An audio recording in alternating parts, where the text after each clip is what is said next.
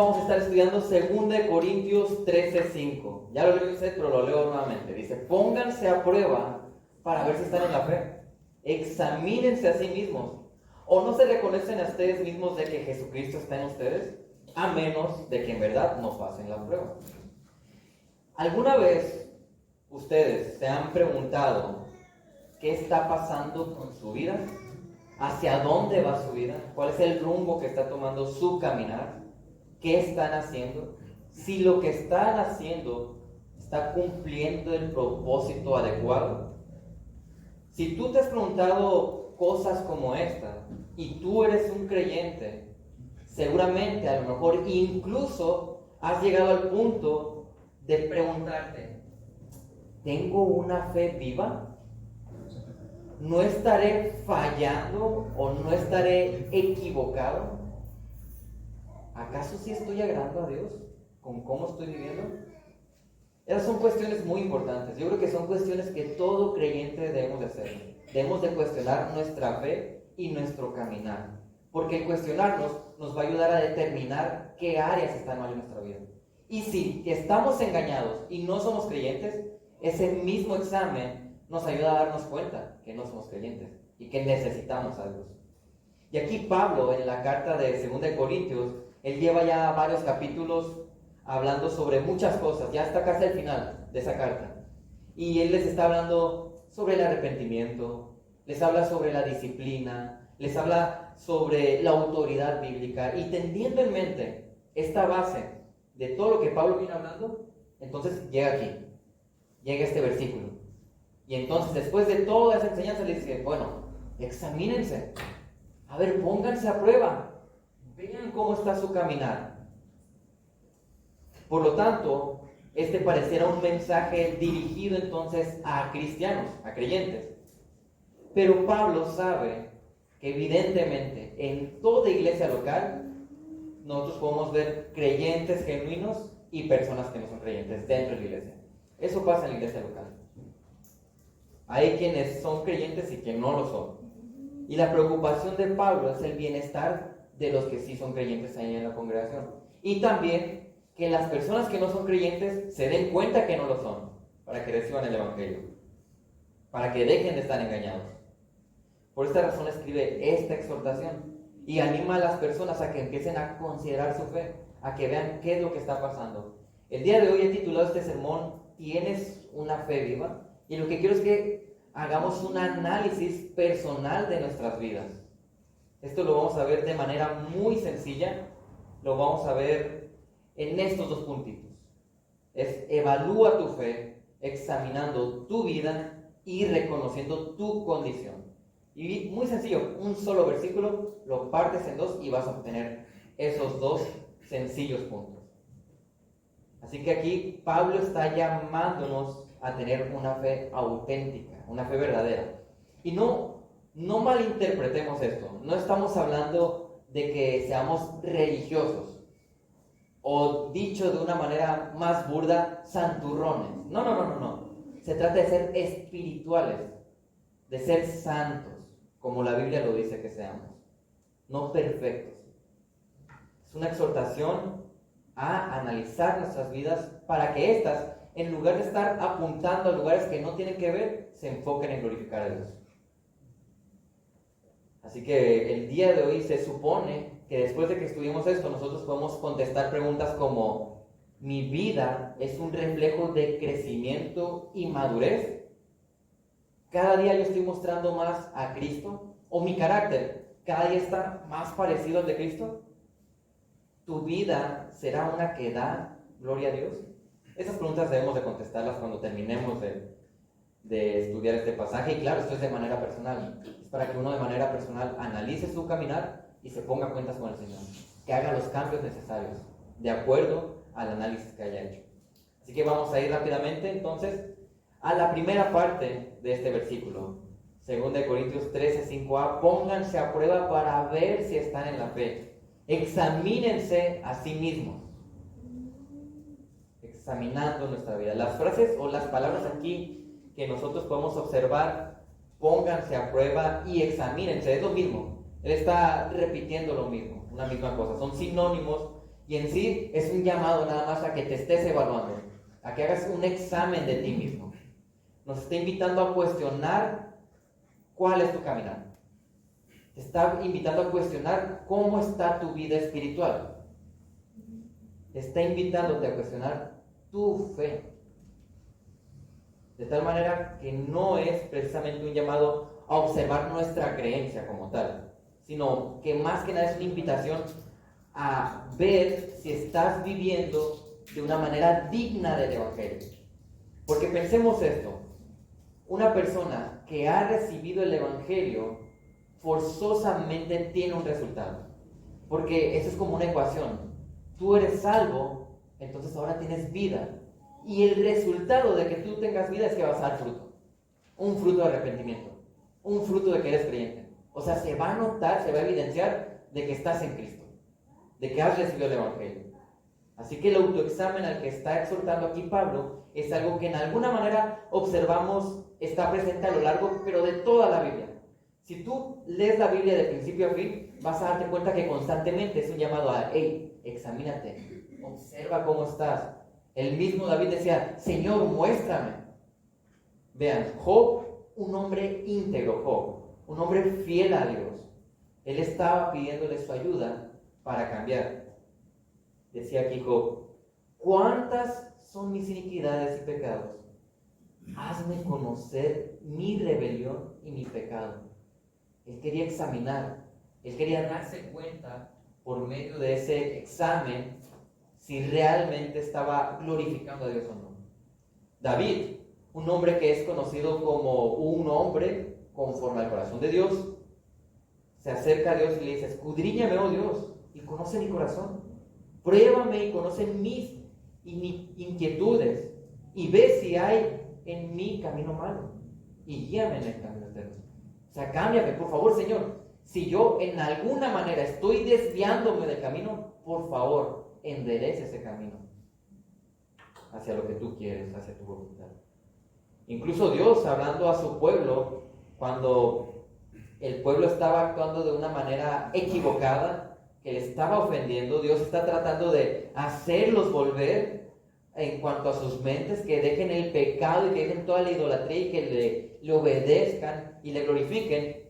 Y les dice Dios, ahora pues, así dice el Señor de los ejércitos, consideren bien sus caminos, vean bien por dónde andan, mucho cuidado.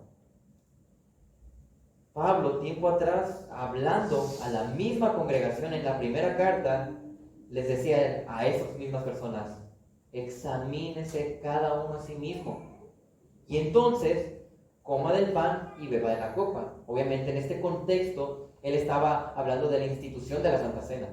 Y ahí mismo les dice, hey, cuidado, abstente si tú eres indigno para tomar esta Santa Cena. O sea, si tú no eres creyente, o no te has arrepentido de tus pecados, hay algo que no has confesado al Señor, no has arreglado un problema con alguien aquí, examínate y cuidado. ¿Y por qué es que estoy enfatizando esto? ¿Por qué presentarles estos versículos? ¿Qué tendrá de relevante en nuestras vidas el que nos examinemos y que hagamos un autoexamen, una evaluación? Bueno, esto principalmente es fundamental por dos razones. Dos sentidos principales tiene esto.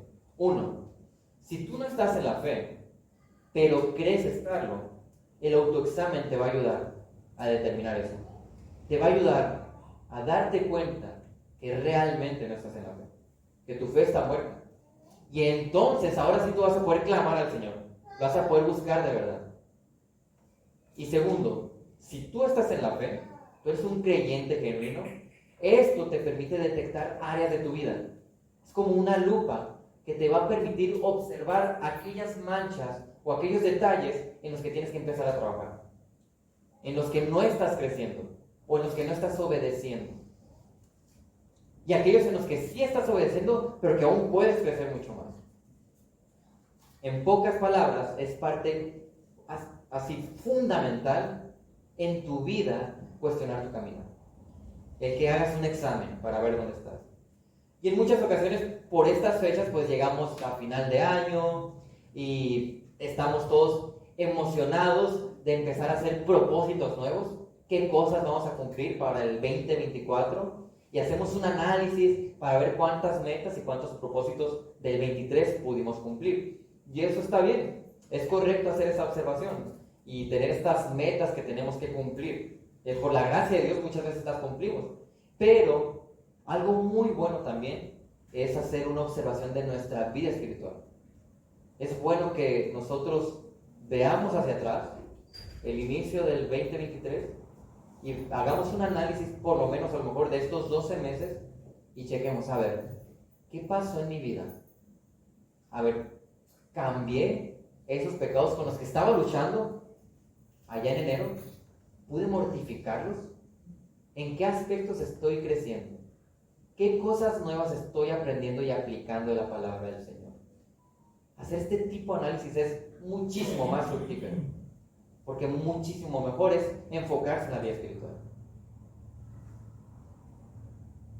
Observen lo que dice Romanos 12:3, porque si nosotros hacemos una evaluación, pero no es la correcta evaluación, evidentemente no vamos a llegar al resultado correcto.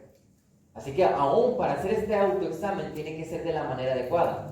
Esto significa que yo debo ser sincero de verdad en ver cuáles son mis fallas, y otra cosa es que debe estar alineado a la palabra, este autoexamen. Vean lo que dice Romanos 12:3. Dice, porque en virtud de la gracia que me ha sido dada, aquí les está hablando Pablo con esa autoridad a los romanos, dice, digo a cada uno de ustedes que no piense, observen, que no piense de sí mismo más de lo que debe pensar, sino que piense con buen juicio, según la medida de fe que Dios ha distribuido a cada uno. Está diciendo, no tengas un concepto más alto de ti, no te creas más bueno, porque no lo eres. Mejor, dice, piensa con buen juicio. Básicamente te está diciendo, discierne, distingue de verdad qué áreas de tu vida necesitan cambio. ¿Por qué creen que será necesario que nos digan esto? ¿Acaso nosotros, el ser humano, tiene un concepto más alto de sí mismo? Claro que sí. Todos pensamos que somos mejores de lo que realmente somos, o que somos más maduros de lo que realmente somos. Y todo esto se vuelve necesario, porque si yo me tengo que evaluar, si no soy sincero, voy a decir, no estoy tan mal en tal aspecto, o no estoy pecando acá, y nada va a cambiar. Por eso necesito esta sinceridad, y necesito que sea correctamente alineado a la palabra. Todo esto se vuelve necesario teniendo en mente el cómo es nuestra vida de altibajos en este cuerpo terrenal.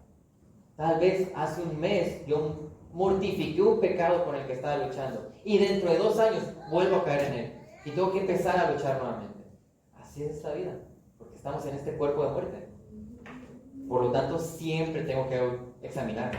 Siempre hay cosas nuevas o pecados que tengo que mortificar. Así que el creyente está en una lucha constante contra el pecado. Y no se malentienda el término lucha, porque muchas veces hay cristianos que dicen, estoy luchando tanto con el pecado del chisme, y su lucha con el pecado del chisme es que van, chismean y dicen, ay no, caí otra vez en ese pecado, ¿cómo estoy luchando con él? Eso no es luchar con el pecado.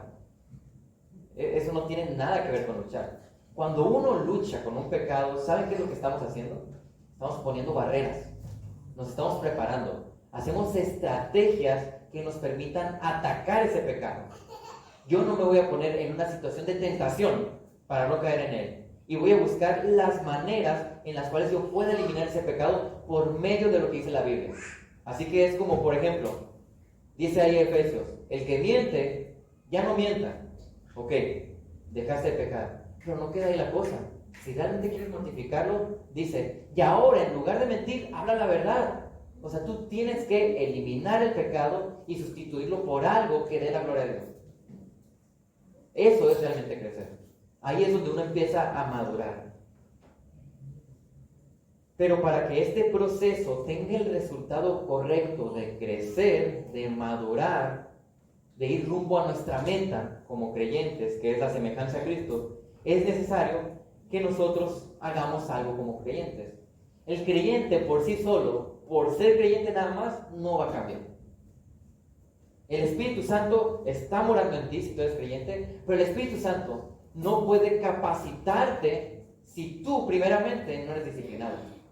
Así que yo tengo que ser disciplinado, tengo que ser diligente, tengo que ser comprometido y responsable en lo que compete a lo que yo hoy tengo que obedecer al Señor. Y es ahí, entonces, donde yo empiezo a obedecer, que el Espíritu Santo me puede capacitar para cumplir con esas ordenanzas y para entonces empezar a crecer. Vean, observen lo que dice Hebreos. Hebreos 12:1. Y vamos a leer también el versículo 2.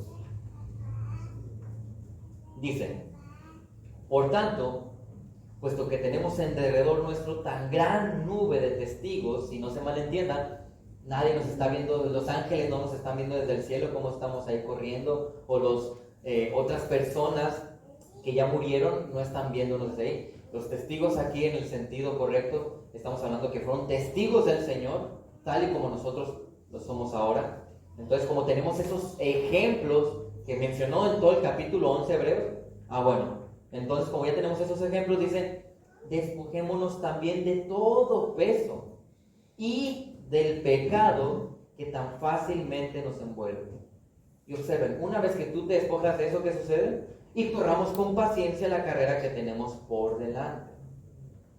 Aquí el autor de Hebreos está mencionando dos cosas que tenemos que eliminar o despojarnos para poder correr, para empezar a crecer.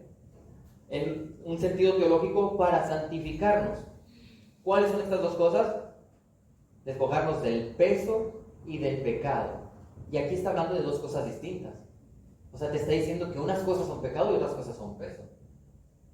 Bueno, sencillamente podemos definir lo que es el pecado. Es todo aquello que ofende a Dios, todo aquello que mancha nuestro testimonio, que va en contra de lo que Dios dice. Sabemos que la mentira es pecado, que robar es pecado, que el adulterio es pecado. Eso queda claro, ¿no? Y lo tenemos que mortificar. Y cuando hablamos de mortificar, es de que tenemos que... Es como una maleza. Si tú la cortas por encimita, esa maleza, rápido vuelve a crecer. Así que yo tengo que matarla de raíz para que ya no vuelva a crecer. Eso es despojarnos del pecado. ¿Pero qué será despojarnos del peso? Bueno, ¿qué es el peso? ¿Acaso hay más cosas aparte del pecado que no me permiten crecer? Sí. Aquí lo que hace el autor es hablar de cosas que no son malas, que son amorales. Por ejemplo, mi familia. Mi esposa puede ser un peso. Mis hijos pueden ser un peso. Mi trabajo puede ser un peso. El mismo servicio en la iglesia puede ser un peso. En realidad, todo puede ser un peso si nosotros no lo estamos situando en el lugar adecuado, si no lo estamos manejando adecuadamente. Déjenme darles un ejemplo. Nosotros hemos hablado en la iglesia de Mochicawi acerca de los diferentes ministerios que tenemos, aquellas cosas que el Señor nos ha dado para que nos responsabilicemos con mayor intensidad o enfoque. Y estas son clasificadas por nivel de importancia. En primer lugar, para todo creyente está Dios. Uno tiene que cuidar su vida espiritual, el cómo está con el Señor. Pero no solamente tenemos al Señor como algo en que enfocarnos. Si tú estás casado, pues ahora es tu esposa en segundo lugar. Es Dios y tu esposa o tu esposo en caso de las mujeres. Así que yo tengo que estar glorificando a Dios, pero también tengo que enfocarme en atender a mi esposa. Yo tengo que cumplir con mi rol como esposo en amar a mi esposa adecuadamente como la Biblia dice. Si yo tengo hijos, estos van a estar en el tercer lugar. No es al revés. Mis hijos no están antes que mi esposa. Es mi esposa y luego están mis hijos. Tengo que proveer para ellos. Tengo que instruirlos en la palabra. Tengo que disciplinarlos. Tengo que preocuparme por su salvación. Ahí tengo en la casa dos pequeñitas que necesitan ser evangelizadas. Y si usted es creyente, entonces tiene Dios, en caso de que tenga una familia, su cónyuge, sus hijos y la iglesia. Y ojo, cuidado, yo sé que muchos van a decirme, épale, ¿y el trabajo? déjenme decirles por qué está de esta manera. El trabajo es algo muy importante, porque es algo que el Señor nos ha dado, y como varones principalmente tenemos una responsabilidad para con nuestras familias. Pero, ¿qué pasaría si el trabajo está antes de la iglesia? Bueno, a lo mejor yo voy a trabajar todos los domingos, y como yo trabajo todos los domingos, pues no puedo congregarme. Pero pues como primero está el trabajo y después está la iglesia, pues bueno, ni modo, yo trabajo los domingos, porque está en cuarto lugar. Bueno, si eso es así, estamos muy mal, porque estamos dejando de glorificar a nuestro Señor. Así que digamos que lo importante en tu vida son Dios, cónyuge, hijos e iglesia, y ahora tú vas a tener tu trabajo, vas a tener tus estudios, otras responsabilidades de entretenimiento, y tú tienes que ajustar todo este tipo de cosas a estas cuatro. Tienes que hacer uso de todas ellas de tal manera que sigas cumpliendo con atender esas cuatro áreas. Y si tú, alguna de las cosas como el trabajo, familia, todo lo demás, no la ajustas adecuadamente, se va a volver un peso. Si yo pongo a mi esposa en primer lugar, es un peso. Y no es culpa de ella, es mi culpa. Si yo pongo a mis hijos sobre mi esposa, son un peso. Y hay algo que tengo que cambiar en mí. Así que el peso en sí no es algo malo, pero puede ser algo que no te permite crecer, porque no lo estás canalizando de la manera adecuada, o no le estás dando el lugar adecuado. Y no queda ahí. Vean lo que dice el versículo 2 de Hebreos. ¿De qué manera vamos a correr la carrera de la fe? ¿Cómo vamos a ser más semejantes a Cristo? No solamente nos despojamos del peso y del pecado, y no solamente estamos corriendo con paciencia, sino que dice, puestos los ojos en Jesús. Mi enfoque está en la meta, que es Cristo. Si yo quiero ser como Cristo, yo tengo que enfocarme en Él. Y la manera más sencilla de enfocarme en Cristo es conociéndolo mejor. Aquí lo conozco mejor. Así que puesto los ojos en Jesús para entonces empezar a saber qué tengo que cambiar. Porque aquí está el molde. Jesús es como el ejemplo. Ahora yo tengo que cambiar lo que hay mal en mí para que sea más parecido a ese molde perfecto, ese modelo perfecto que es Cristo. Puesto los ojos en Jesús, el autor y consumador de la fe, el que inicia nuestra fe y quien la va a consumar por completo cuando estemos en gloria. Dice, quien por el gozo puesto delante de él soportó la cruz, despreciando la vergüenza, y se ha sentado a la diestra del trono de Dios triunfante. Qué sencillo, ¿verdad? Nada más es observar toda tu vida y ver qué cosas tenemos que cambiar. Ciertamente es por medio de la capacitación del Espíritu Santo en nuestra vida que nosotros podemos hacer cosas como estas. Empezar a cambiar aspectos, poner en orden nuestras prioridades, eliminar a lo mejor entretenimientos que no son necesarios o que me estorban, y aprender a entretenerme de la manera adecuada, en los tiempos adecuados. El Espíritu Santo nos capacita para eso. Nosotros podemos hacer todas estas cosas, pero si no somos diligentes, si no somos disciplinados y si no estamos dedicados a la Biblia, muy difícilmente podemos realizar esos cambios. Romanos 12:11. Aquí el contexto está Pablo hablando a la iglesia. Está diciendo, esta es la vida de la iglesia. Esto es lo que tú tienes que hacer como creyente. Yo ya te hablé 11 capítulos ahí en Romanos de tu posición en Cristo. Ahora, vívelo, te está diciendo. Y vívelo en el contexto, primeramente aquí en Romanos 12, el contexto de la iglesia. Dice, no sean perezosos en lo que requiere diligencia. No sean flojos. En cambio, sean fervientes de espíritu, sirviendo al Señor. Ahí está evidenciado. ¿Cómo sabemos? Ahí está sirviendo al Señor. Y no solamente servimos en el contexto de la iglesia, sino que la manera en cómo yo estoy viviendo el resto de la semana es un servicio al Señor también. Así que ahora yo te pregunto, ¿qué hay de tu vida? ¿Cómo estás caminando? En retrospectiva, ¿qué ves de este año? ¿Hubo crecimiento? ¿Qué áreas de pecado identificas en tu vida que deben ser mortificadas? ¿O qué áreas de peso observas que necesitan ser cambiadas? ¿Qué aspectos en tu vida observas que el Señor te ha dado crecimiento? El análisis responderá a estas preguntas y nos va a brindar un nuevo punto de partida para tener la oportunidad de glorificar y servir a Dios un año más.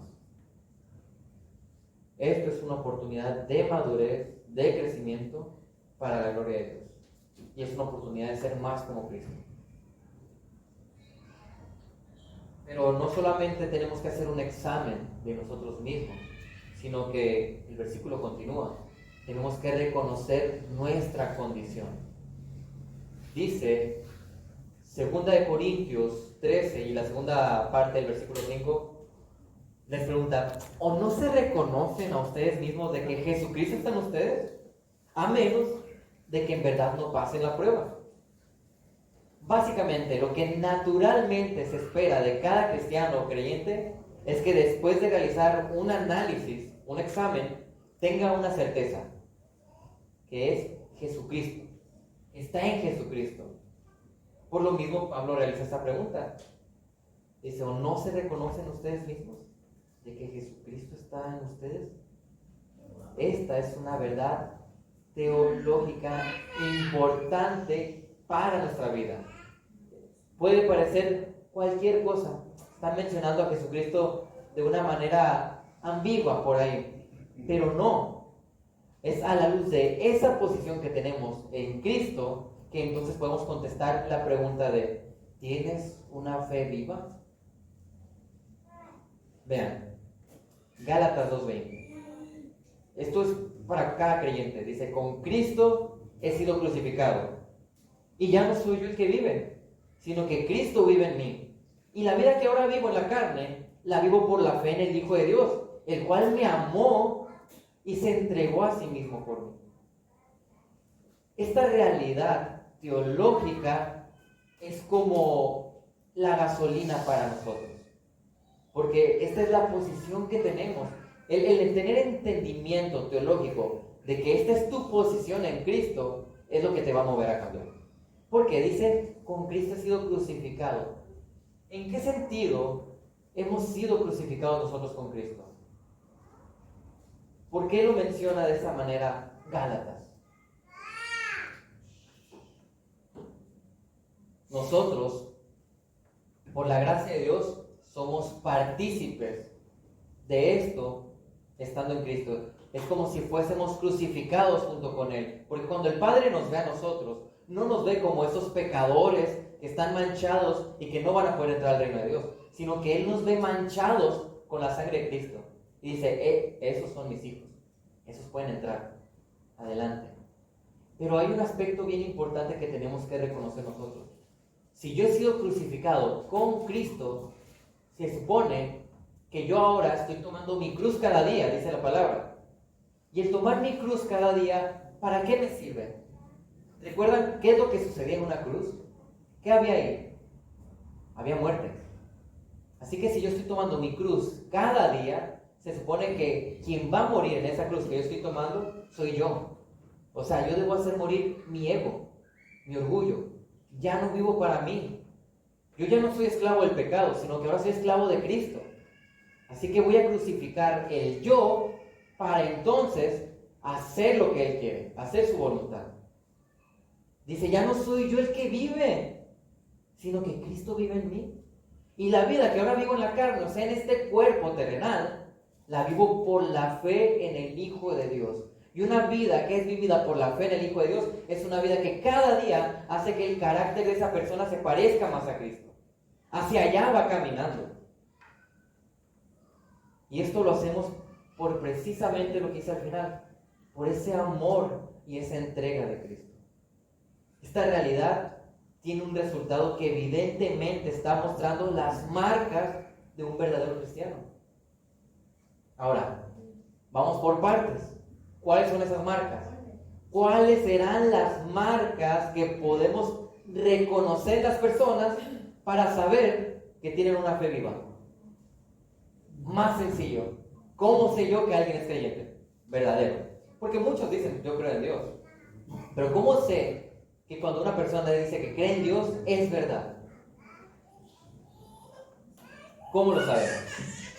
Vean, creo que Mateo 7 es uno de los capítulos que nos puede mostrar de una manera muy clara esta verdad, de cómo saberlo. Empieza aquí en el versículo 18, dice, un árbol bueno no puede producir frutos malos, ni un árbol malo producir frutos buenos. Todo árbol que no da buen fruto es cortado y echado al fuego. El 20, así que por sus frutos los conocerán. Ya nos está dando un indicio. ¿Cómo voy a saber yo que tengo una fe viva? Por los frutos. ¿Cómo sabemos que alguien es cristiano? Por los frutos. Pero ¿cuáles son estos frutos? ¿Cuáles son estas evidencias?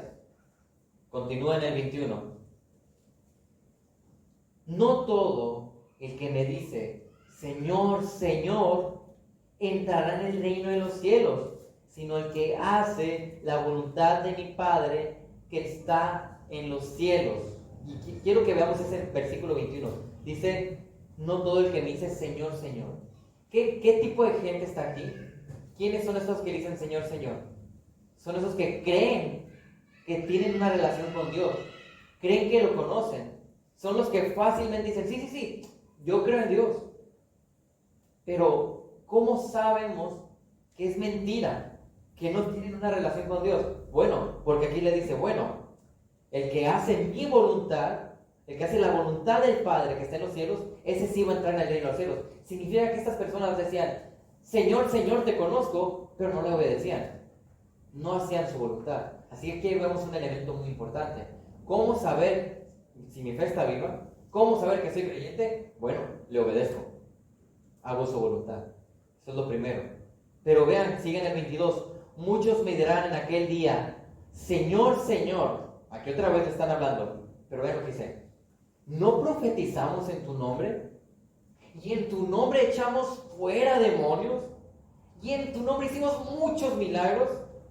O sea, si alguien menciona estas cosas, ¡wow! Está haciendo cosas extraordinarias. Seguramente esta persona tiene que estar obedeciendo al Señor. Porque vean todo lo que está haciendo. Pero ¿qué menciona en el 23? Dice, entonces les declararé, jamás los conocí. Apártense de mí los que practican la iniquidad. ¿Qué tipo de personas son esas entonces? Que estaban expulsando demonios, que hacían milagros. El día de hoy son los religiosos. Y eso podemos ser cualquiera de nosotros también. Son personas que a lo mejor van a decir, Señor, Señor, ¿no estaba tocando la guitarra en la alabanza? Yo estaba predicando. Yo le daba clases a los niños. ¿Y qué les va a decir el Señor? Jamás te conocí. O sea, tú viviste una religiosidad y una costumbre, pero no tenías una relación conmigo. Tú no te relacionaste conmigo. Te acostumbraste a algo que era religioso, pero no había espiritualidad ahí. Así que ese es el segundo elemento que podemos ver. Hay obediencia, pero también hay una relación con el Señor. No es nada más una actividad que hago para hacer un check-in de que ya no me siento tan culpable porque estoy obedeciendo a Dios en esto. No, hay una relación con el Señor que nos motiva a obedecerle. Eso es lo que está pasando en la vida del creyente. Esos son elementos claros o frutos verdaderos de aquel que está vivo, de aquel que tiene una fe viva. Pablo está apelando a que se haga un examen correcto en nuestra vida espiritual y solamente hay dos tipos de personas. En todo el mundo solamente hay dos tipos de personas. Los que están en Cristo y los que menciona aquí en el versículo de Corintios. Aquellos que están reprobados, a menos de que en verdad no pasen la prueba. Les está diciendo, mira, es que no tú tienes a Cristo, que no tu posición está en Cristo, a menos de que en realidad pues estés reprobado, de que no seas creyente verdadero. Aquí hay un énfasis muy claro en la certeza que tiene el creyente de su salvación. Una vez que hemos sido salvos, tenemos la seguridad de que esa salvación no se pierde. Romanos 8:30, vean lo que dice. A los que predestinó, a esos también llamó, y a los que llamó, a esos también justificó, y a los que justificó, a esos también glorificó. Y es muy interesante la manera en cómo está escrito esto, porque Él nos predestinó antes de la fundación del mundo. Él ya nos estaba predestinando. Él nos llamó a ser hijos de Él, y en ese momento en que fuimos llamados, Él nos justificó. Y todas estas cosas, la predestinación es algo muy pasado de la salvación. El llamamiento y la justificación es algo que ocurrió en el momento en el que fuimos convertidos. Pero menciona después que a esos que justificó, que llamó y que predestinó, dice, los glorificó. Cuando nosotros vemos la salvación, una manera muy sencilla de entender esta salvación que el Señor nos da es verla en tiempos. En el pasado hemos sido justificados. En el presente somos santificados, que es este proceso de parecernos más a Cristo, de cambiar nuestro carácter. Y en el futuro, ¿qué va a pasar con nosotros respecto a la salvación? Si en el pasado fuimos justificados y en el presente somos santificados, ¿qué va a suceder en el futuro? Seremos glorificados. De esa manera podemos ver sencillamente todo ese gran paquete de la salvación. Y aquí es bien curioso que se menciona esa glorificación en tiempo pasado. El Espíritu Santo no se equivocó cuando escribió esto, porque es perfecto. Había una razón para escribirlo de esa manera. Es tan certero que tenemos nuestra salvación en el Señor, que no se va a perder, que hasta podemos mencionar que en el tiempo pasado hemos sido glorificados, aunque va a ocurrir en el futuro. Así de certera es nuestra salvación. El creyente verdadero puede estar completamente seguro de su salvación. Sin embargo, lo importante es observar nuestra condición, reconocer mediante el análisis el cómo estamos. La razón de esto es que puede existir un engaño, porque como ya mencionamos, hay una clara evidencia de la conversión, y esta evidencia son los frutos. Esos frutos se muestran con obediencia y una relación con Él. Cuando una persona no está evidenciando esto, puede deberse a dos cosas. Posiblemente no es creyente, porque si no está dando frutos es porque a lo mejor pues ni siquiera está vivo. Así que puede ser que no sea creyente. No es que pierda la salvación esta persona, sino que realmente nunca ha sido salvo y ha vivido tal vez una religiosidad, una costumbre, un engaño. O puede ser que este creyente está pasando por una etapa fría, o dicho de otra manera, en vez de estar en el espíritu, anda en la carne esta persona. Y eso es algo muy habitual. Se puede entonces, a veces, cuando alguien está frío, cuando decimos que alguien está en la carne, cuando esto es muy normal en su vida, cuando ya es un hábito, algo que está sucediendo seguido, incluso ya podemos llegar a dudar de su salvación. Porque el creyente, aunque sí vamos a pecar, no somos perfectos, vamos a fallar. La vida de crecimiento del creyente no es como una estadística que va hacia arriba, no. No es como una diagonal, que vámonos a crecer. No, la vida del creyente parece una montaña rusa, porque vamos como creciendo de esta manera, pero vamos creciendo. Cuando alguien no está creciendo hay un problema. Por eso tenemos que hacer este análisis. Por eso estoy enfatizando aquí el que reconozcamos nuestra condición. Es necesario ver cuál es nuestra condición para cambiar. Gálatas 5:16 dice: digo pues, anden por el Espíritu y no cumplirán el deseo de la carne. Y es muy sencillo. Como les digo, la Biblia está llena de ecuaciones. Andas por el Espíritu y entonces no cumples el deseo de la carne. Es lo que te está haciendo cambios. Así de sencilla es la vida cristiana. Pero, ¿qué es esto? ¿Qué estamos aprendiendo aquí? Hay una realidad que a veces olvidamos como creyentes. La vida cristiana no es estática. No puede ser posible de que yo estoy creciendo y crecí hasta aquí y aquí me mantengo. No, el creyente o está creciendo o está avanzando, está retrocediendo. Solamente están ocurriendo esas dos cosas en nuestra vida. O andamos en el Espíritu caminando, o estamos en la carne, retrocediendo. No hay logro, no hay crecimiento espiritual del pasado que el día de hoy nos sostenga. Como diciendo, es que por todo lo que yo sé en el pasado, pues yo debo ser muy maduro, ¿verdad? No, porque si a lo mejor tú empezaste a crecer en el pasado y dejaste de crecer, seguro es porque empezaste a retroceder entonces. Y no, ese logro del pasado no te va a mantener en esa posición espiritual o madura. Nuestra pasión por Cristo deberá ir en aumento siempre. De lo contrario, vamos a empezar a enfriarnos. Ponte a pensar, ¿qué pasa cuando faltamos un domingo al servicio? Ya da más flojera ir al segundo. Ya da más flojera ir al otro.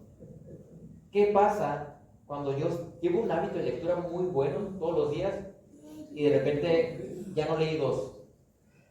Ahora es más fácil fallar el tercero. Por lo tanto, debemos estar preocupados por reconocer verdaderamente nuestra condición espiritual. El que nosotros hagamos este reconocimiento correcto nos permite tomar decisiones que están enfocadas en el cambio adecuado para cada uno de nosotros. Claramente, para generar un cambio es 100% necesario que estemos dedicados a la palabra. Es necesario, porque es esto lo que me brinda el conocimiento que yo necesito para crecer. Yo no puedo ser sabio sin conocimiento, pero el conocimiento no es sabiduría.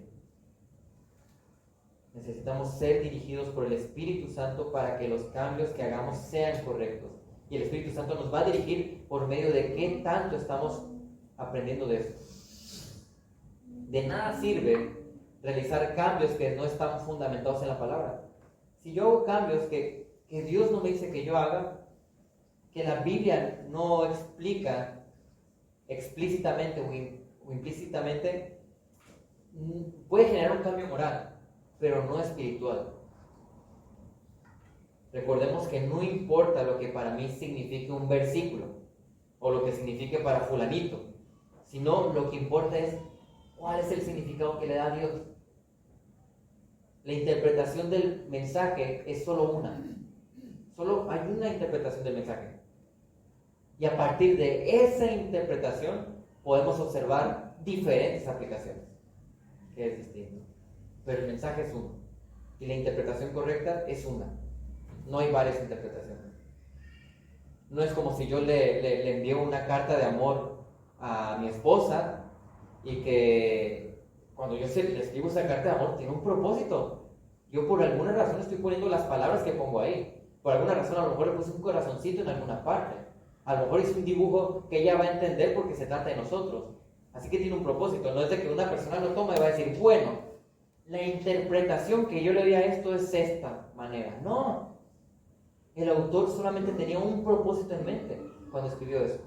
Así que yo necesito la interpretación adecuada para aplicar de manera correcta la Biblia. Porque, tristemente, yo puedo estar sinceramente equivocado. Y esto, peligrosamente, me puede llevar a una ofensa a Dios en la manera en cómo vivo y cómo aplico la Biblia. Por eso es tan importante y tan fundamental la Biblia. La sana doctrina, la correcta interpretación. Así que, el día de hoy, yo lo que quiero es motivarles a que todos nosotros evaluemos nuestra fe. El que observemos si nuestra fe está viva y que veamos, como veíamos en esos puntos, cómo está nuestro caminar. Que examinemos cómo está nuestra vida. Que reconozcamos cómo es nuestra condición para que a partir de ese análisis yo pueda realizar los cambios necesarios. Este es un muy buen tiempo para que hagamos este análisis. Para que pidamos al Señor ayuda y que le pidamos discernimiento. Que básicamente el discernimiento es distinguir. El saber adecuadamente qué áreas de nuestra vida necesitan ser cambiadas. Pidamos, de verdad, pidamos al Señor que nos ayude a ser firmes en realizar los cambios necesarios. Porque a veces yo sé qué es lo que tengo que cambiar. Me dicen qué es lo que tengo que cambiar, pero no estoy dispuesto a hacer el cambio. Así que hay que pedir al Señor por su ayuda, por esta humildad y esta firmeza de decir, es cierto, tengo que cambiar esta área de mi vida.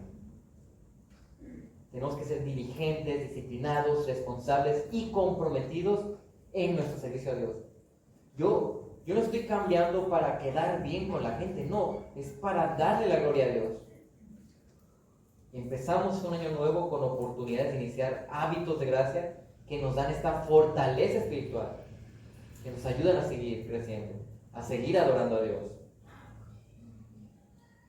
Y quiero motivarles a considerar su vida. No estoy diciendo que vivamos religiosamente para nada, sino espiritualmente.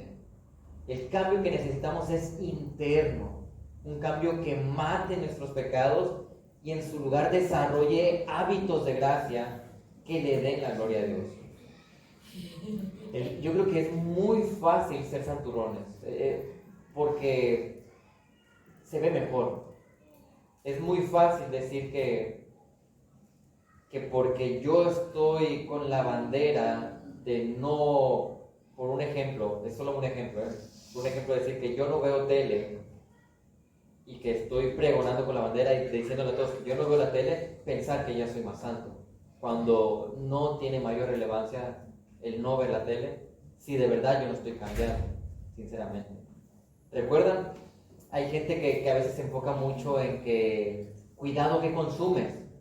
O sea, cuidado si consumes alcohol, cuidado si consumes chatarra o cualquier otra cosa. Cuidado, porque lo que consumes te va a contaminar internamente. Te contamina mucho más tu pecado. Cuidado con tu pecado. Cuidado con dejar crecer el pecado. Porque el pecado es como un cáncer. Puede iniciar en un área pequeña y tú no mataste el pecado en ese momento y se expandió a muchas otras áreas. Y el pecado salpica. Porque cuando yo peco, yo no solamente estoy afectando mi vida, ahora ya afecté a mi esposa, a mis hijas, a mi iglesia y el testimonio de Cristo. Por eso es tan fundamental y tan importante. Así que quiero motivarles el día a que hagamos este análisis. Es un año nuevo y tenemos la oportunidad de hacer cambios que a lo mejor este 2023 no hicimos. Así que analicemos, hagamos retrospectiva y veamos qué es lo que nos muestra el Señor por medio de la palabra que tenemos que cambiar. Vamos a orar.